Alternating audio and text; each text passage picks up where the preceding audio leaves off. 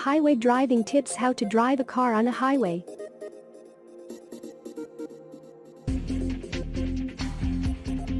Anytime you're driving on a highway, you got to be a little more cautious.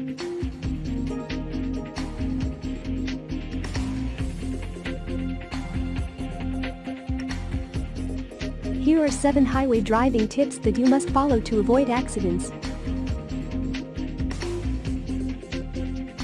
Tip 1. Pick an ideal speed for the driving and stick to it.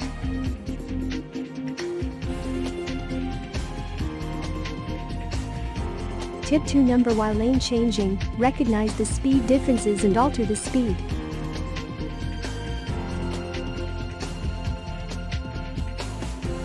Tip 3. Keep sufficient distance between the car around you in your highway lane.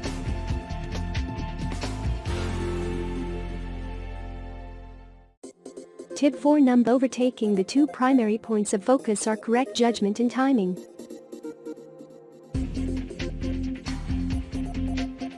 Tip 5. Always indicate when changing lanes and notice a diversion.